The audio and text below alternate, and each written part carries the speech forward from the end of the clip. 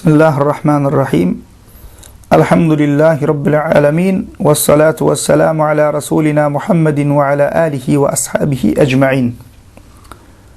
Zeren doğanlarımızdan bir soraptır. Qaynına egilip salam vermeli diyerler.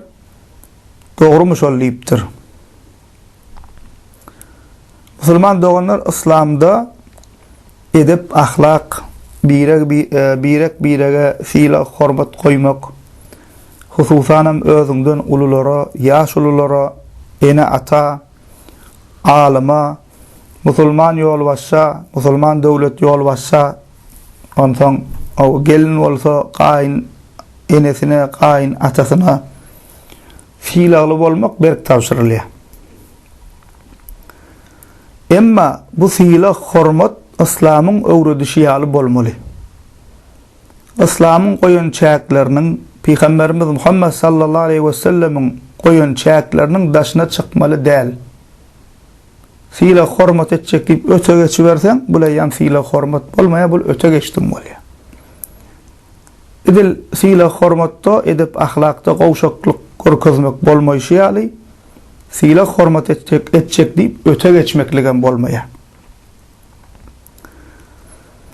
Bu buna varada Müslüman doğanlar İslam şeriatına bir kişinin başka bir kişinin öňünde ya da heykel, ýadygarlyk ýaly jansız zatlaryň öňünde egilmegi, ruku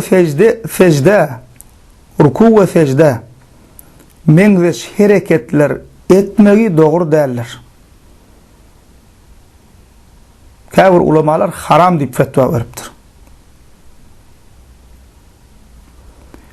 Eger musulman olanlar ibadet tazim maksady bilen mahlukyň öňünde egilsen, tapawdy ýok, canly, jansız adam, heykel, hatta egilmen ýöne namazda durşumyz ýalaka, kıyamda durşy ýalaka dursa, öňsüň ibadet tazim maksady bilen şol hereket edilse şirke girýär. Ol hareket eden kişi dinden çykýar. Ýa bir şert, ibadet tazim maksady bilen etse. Emma fiila hormat üçin egilýän diýse, şirke girmeýär, günahkar bolýar. Ay fiila hormat üçin şeýdi gowurup egilýän, beter näme fiilän morkozjak bolup egilýän diýse, olaýam näme musulman onda şirke girmeýär. Onu eden kişi günahkar bolýar. Misal üçin hawa käbirler heykeliň öňünde egilýärler, gul goýup saat edip, ýa ýadygarlygyň öňünde egilýär. Käbir paçaň öňünde egilýär, döwlet ýolbaşçynyň öňünde. Hawa käbir karateçiler misal üçin öz halifalarynyň öňünde egilýär, käwa diri bar wagt ýa-da trenirovka maşk edýän otoglaryna suratlar bolýar, girende çykanda şoňa egilip girip çykýarlar. Käbir karate görnüşlerine baş hereket. Hawa ya bolmasa käbir bidgatçylar wa bidgatçy jemaatlar wa ýa-ni sopçylyk, pirçilik zat diýip şeýle şu sözleň aşagynda gezip gören käbir jemaatlar wa hemmesini diýemiz ok käbiri. Öz pirleriň öňünde egilýärler. Öz pirleriň öňünde egilýärler. Hatta secde edýär käbirleri. Ya bolmasa öz pirleriň suratynyň öňünde egilýär. Garal musulman doganlar şoňa meňzeş hereketler edýänler bar. Ýa bolmasa käbir halklar we ýapanlar ýalaka salamlaşanyna biri bilen näme egilip salamlaşýar. İslamy wara musulman doganlar şolaryň hiç biri dogry däl. Ne ene ataň öňünde, ne döwlet ýolbaşçynyň öňünde, ne qaýnyň qaýnatasy, ýa-ni qaýnynysy qaýnatasynyň öňünde, ne aýaly äriniň öňünde. Hiç kimiň öňünde egilmekligi, ruku we secde meňzeş hereketler etmekligi, bükülmekligi we şoňa meňzeş özüni pis etmeklik İslama göre dogry däl. Canly jansy tapawut etmeýär. Heykeliň öňünde de bolmaýar, ýadygarlygyň öňünde de bolmaýar, mahlukyň öňünde boyun egmek ýok İslamda. Şu zatlar hiç biri dogry däl musulman doganlar. Dine adatdan daşary ýagdaý bolup bilýär. Masal üçin salam berjek kişiň ýerinden galyp bilmeýän hassadyr. Ya olmasa bili bukuk yaşılır. Ya olmasa boyu gıyskadır.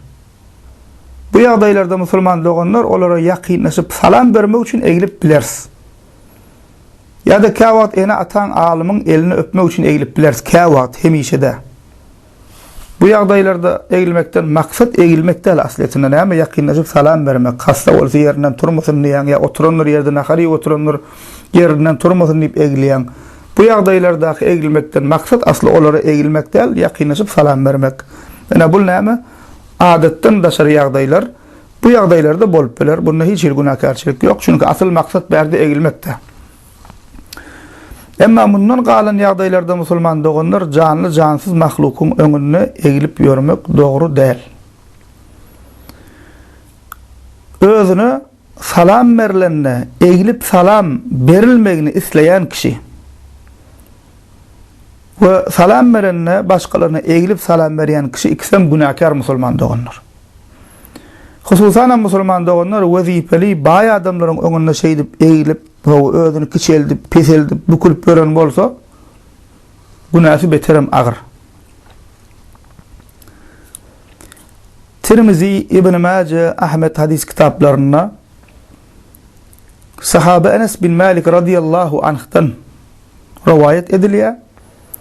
Peygamberimiz sallallahu aleyhi ve sellem'in yanına gelip bir sahabe diýär: "Ya Resulallah, الرجل منا يلقى أخاه أو صديقه أينحني له قال لا." Gelip diye ol sahaba, "Ya Resulallah" diye bizden biri duası bilen görüşen wagty, salamlaşan wagty ya da musulman dogany bilen ýanky duşan görüşen wagty egilip salam berip bilermi diye. Ayenhani lehu inhina eğilmek. Ayenhani lehu eğilip salam berip bilermi diye. Peygamberimiz sallallahu aleyhi ve sellem näme diye? Ýeközülen la diye, yok diye. Ona gelin musulman doganlar Peygamberimiz sallallahu aleyhi ve sellem'in sözünden çıkmaly. O musulman arkasyny dik tutmaly, kellesini dik tutmaly. O görüşende de şeýdip görüşmeli. Adamlaryň öňünde egilişip büzülüşip ýörmek ol bir kul häsiýetli adamlaryň gylygy. O ahlak kamil, şuurly musulmanna bolmaly däl bu häsiýetler. Elhamdülillahi rabbil alamin.